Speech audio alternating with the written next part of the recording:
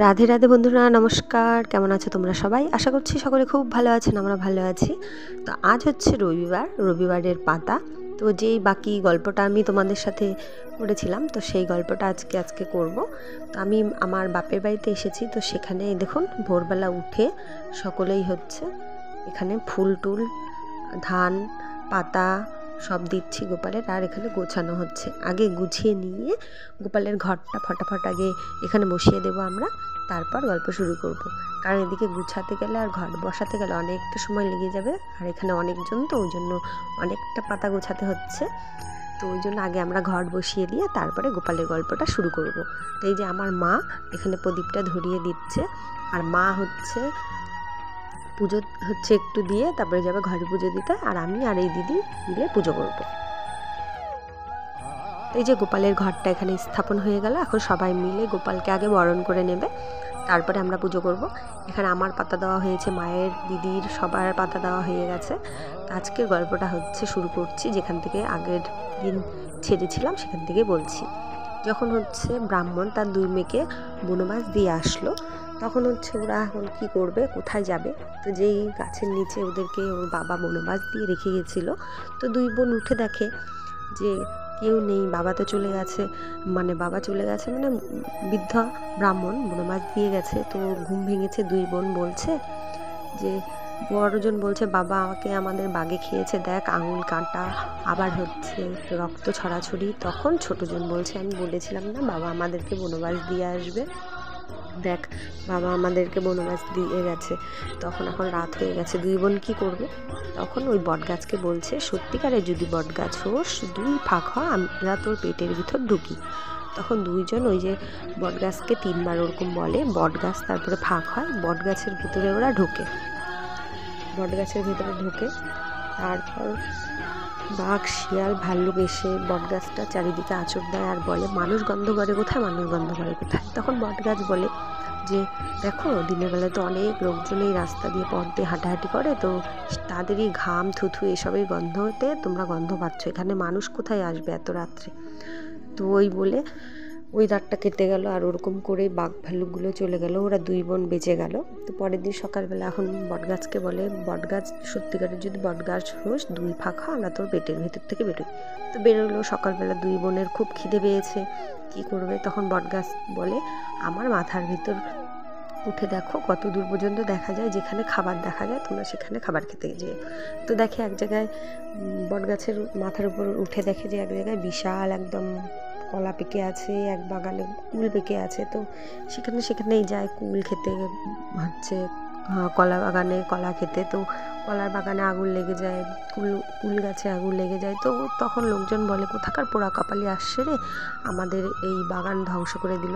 তারপর শেষমেশ 2 বোন যায় এক পুকুর ঘাটে, যে কোনো কিছু তো খেতে পেলাম না, তো আমরা যাই এখন একটু জল খাই।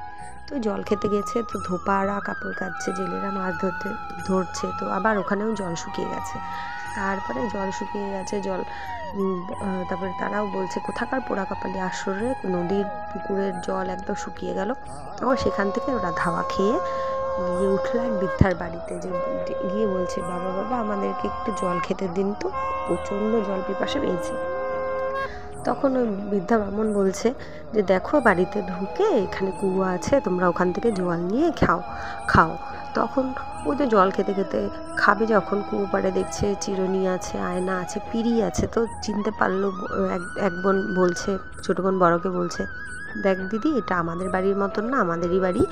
তো এই করে তার বাবার সাথে পরিচয় হলো। তো ওখানে ওরা 2 জন থাকে। তো তারপর কি হয়েছে, একদিন রাজার ছেলে ব্রাহ্মণের আর মন্ত্রীর ছেলে শিকারে যাবে। শিকার করতে গিয়ে ওদের অর্ধেক রাস্তায় প্রচণ্ড জল পিপাসা পেয়েছে। তখন ওই বাড়ির সামনে দাঁড়িয়ে ওরা ডাক দেয়, বাড়িতে কেউ আছে, আমাদের খুব জল পিপাসা পেয়েছে, আমাদেরকে একটু জল খেতে দেবেন। তখন জয় বিজয় একটা ঠাকুরের ছোট্ট গ্লাসে জল আর 2টো বাতাসা নিয়ে আসে, ওদেরকে দেয়। ওরা বলে, আমাদের প্রচণ্ড জল পিপাসা পেয়েছে, এইটুকু জলে গিয়ে আমাদের তৃষ্ণা মিটবে। তখন 2 বোনেরাই বলে, যদি বিশ্বাস করে তোমরা এই জলটা খাও, তাহলে এটাই তোমরা শেষ করতে পারবে না। তো সত্যি ওরা খেতে নিয়েছে, তো ওই জলটা ওরা শেষ করতে পারেনি। তারপর 2 বন্ধু আর শিকারে না গিয়ে কী করেছে, বাড়ি গিয়ে 2 জন 2 দরজায় খিল দিয়ে ঘরে বসে আছে। আর 2 জন বুদ্ধি পাকিয়েছে, বড়জনকে বিয়ে করবে রাজার ছেলে, ছোটো জনকে বিয়ে করবে মন্ত্রীর ছেলে। তো এইভাবে তারা বাড়িতে গিয়ে জেদ করে শুয়েছিল। তো তারপর বাড়ির লোক বিয়ের জন্য রাজি হয়। তখন আবার ওদের রাজার ছেলের সাথে জয়ের আর মন্ত্রীর ছেলের সাথে বিজয়ের বিয়ে হবে ধুমধাম করে। তো সেই বিয়ের দিনে ওদের পড়েছে হলো রবিবার, ওরা গোপাল পূজার পাতা দেবে। তো বড়জন বলছে যে আমি তো রাজার ঘরে যাব বিয়ে হয়ে, তো আমার পুজো না করলেও চলবে। তো তাও ছোটো বোন বলেছে বলে ও সব কিছু সাজিয়ে গুছিয়ে নিয়েছে। তো বড়জনও পালকিতে সাজিয়ে নিয়েছে, ছোটোজনও পালকিতে সাজিয়ে নিয়েছে। তো রাজার ছেলে বলছে, হ্যাঁ তুমি এগুলো কি পালকিতে জঙ্গল উঠিয়েছো, এত জঙ্গল টঙ্গল, তবু পা দিয়ে লাথি দিয়ে ফেলে দিয়েছে রাজা।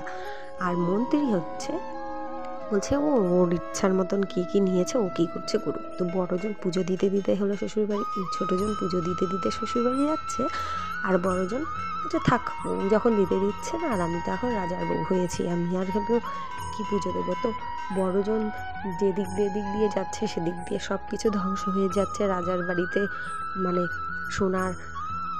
সোনার হচ্ছে গেট ভেঙে পড়ছে, গরু মরছে, বাছুর মরছে, এসব হচ্ছে। আর মন্ত্রীর বাড়িতে সব কিছু উতলে যাচ্ছে, সোনার হলো জিনিস আরও বেশি ঝলমল করছে, গরু বাছুর দিচ্ছে, হাঁস মুরগি যত কিছু আছে সব উপচে যাচ্ছে, সংসারে উন্নতি হচ্ছে। তো রাজার বাড়িতে বলছে কোথাকার পোড়া কপালি বউ যে আসছে, আর মন্ত্রীর বাড়িতে বলছে আমাদের বাড়িতে লক্ষ্মী আসছে।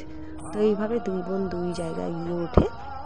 তারপর হচ্ছে শ্বশুর বাড়িতে থাকে। তো ওখানে থাকার পর হচ্ছে রাজা একদিন হচ্ছে যাবে শিকার করতে। তো রানীমা হচ্ছে, তখন তো সে রানী হয়েছে, রানীমা মাচার নিচে কুলো ঢাকা দিয়ে হচ্ছে পুজো দিচ্ছে। তো শিকারে যাওয়ার সময় গামছা ছাড়া পড়েছে। তো চাকরপাটদের বলেছে দেখো তো আমার গামছাটা নিয়ে আসো।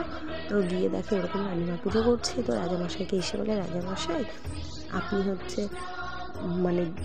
শিকারে যাচ্ছেন আর রানীমা আপনার নামে মন্ত্রণা করছে।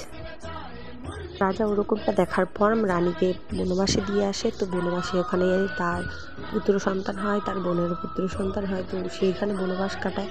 তাদের দুই ছেলে একসাথে স্কুলে গিয়ে পরিচয় হয়েছে। তারপর ওদের দুই বোনেরও মিল হয়। তখন ওর বোনের যেহেতু কষ্ট, বলে তুই ওকে নিয়ে আসার জন্য চাকরপাটদের পাঠায়, আসে না।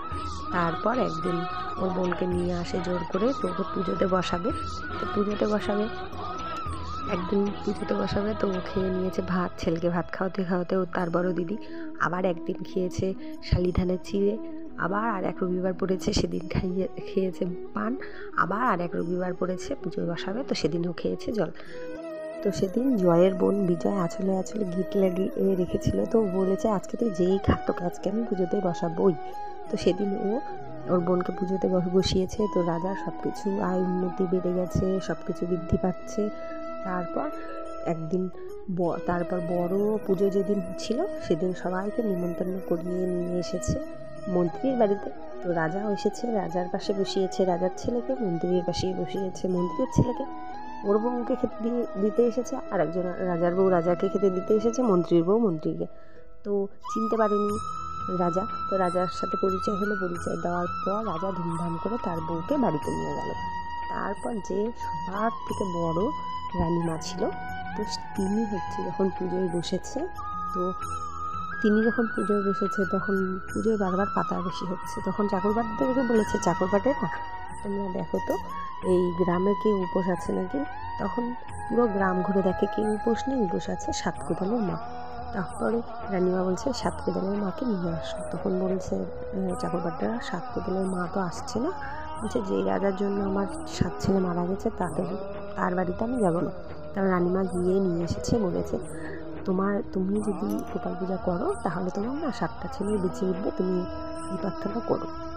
তারপর সাতকোদালের মা গোপাল পুজো করেছে রানীমার সাথে। তারপর তার 7টা ছেলে বেঁচে উঠেছে, সকলের মিল হয়েছে, এইভাবে পুজো সমাপ্ত হয়েছে। তো এখন আমাদের পুজো হয়ে গেছে।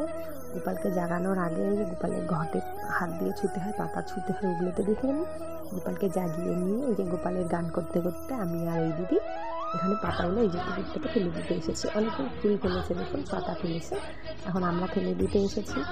আমার বড় দিদি ও করতে পারেনি, কারণ ও এখানে টাকা সাজিয়ে টাজিয়ে দিয়ে ঘরের পুজো দিয়েছে, মাও ঘরের পুজো দিচ্ছে। আর আমরা এখানে পুজো আমাদের হয়ে গেছে, পুরো গল্পটা আজকে শেষ করে দিয়েছি ওখানে বসে বসে। এই যে গোপালের যে ফুল হয়, ফুল প্রদীপ সব এখানে দিতে হয়, তো আমি এগুলো দিয়ে দিলাম এখানে। আর এখন আমরা বাদ্য বাজিয়ে যাচ্ছিলাম। আর গোপালের জন্য এনেছিলাম জামা, এই বাড়ির গোপালের জন্য এনেছিলাম 2টো সোয়েটার, শীত পড়ে গেছে যেহেতু। আর আমার গোপালের জন্য এনেছি সোয়েটার, সেগুলো আছে, আমি নিয়ে যাব। এই যে এখানে মা পুজো দিচ্ছে, গোপালকে স্নান করিয়ে দিয়েছে। আর বাইরে ওখানে সবাই যেভাবে পুজো দিই ওইভাবেই বড় পুজোটাও হয়, কিন্তু বড় পুজোতে নানান রকমের পদের জিনিস থাকে, গোপালকে যেইভাবে ভোগ দিতে চায়। আর মাড়োয়া দিয়ে পুজো হয়। এখন কলার গাছ না পেলে তো উপায় নেই, যেভাবে হবে সেভাবেই দিতে হবে।